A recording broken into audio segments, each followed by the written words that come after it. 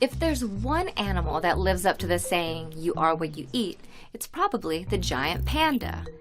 Nearly every aspect of a panda's life revolves around bamboo. Giant pandas eat, and eat, and eat. Pandas can spend more than half of each day eating. To understand why pandas eat so much, you need to look more closely at what they eat.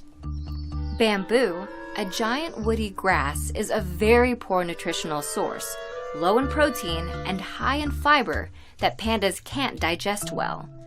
Yet, bamboo comprises 99% of a panda's diet. To compensate, pandas need to eat 20 to 40 pounds a day. Pandas have quite a bit in common with carnivores. A panda's digestive system is more closely related to that of a carnivore than an herbivore, which explains why they don't digest plants very well. Fortunately, they have other adaptations that help them chow down on bamboo stalks, including large, powerful jaws. When they're not eating, pandas rest, and rest, and poop, and poop.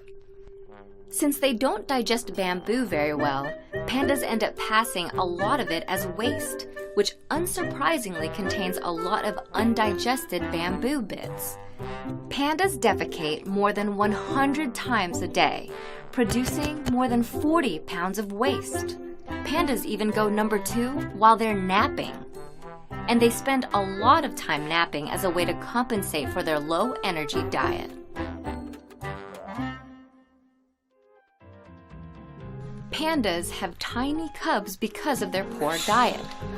Baby giant pandas are born blind, helpless, and tiny, weighing just 5 ounces, or about 1/1000th the size of their mom. Of all placental mammals, panda cubs are the tiniest in comparison to their mother. Why so small? The mother's diet plays a role.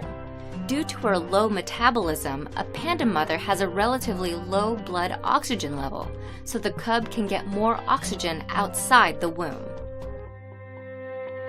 Pandas' black and white fur may help them camouflage. Once again, we can look at a panda's diet to help understand why its fur is the color it is. Pandas don't store enough fat to hibernate like other bears, so they have to keep eating bamboo all year round. And since they're always roaming in search of bamboo, pandas are unable to shed their fur quickly enough to match their background like other animals can. So their black and white pattern may be sort of a compromise. White fur allows them to blend into snowy backgrounds. Black fur allows them to blend into shady forest backgrounds. Historically, pandas inhabited a much wider range than they do today and faced multiple predators. So at the time, they may have relied more on their camouflage ability. Today, pandas are not at as high a risk from predators, but rather from a loss of bamboo. The good news is that the giant panda's conservation status was recently upgraded from endangered to vulnerable. An estimated 1,850 pandas remain in the wild in China, an increase of 17% over the past decade. However, pandas still face significant threats tied closely to their food source. Human development has driven pandas into isolated, fragmented mountain regions, restricting their access to bamboo.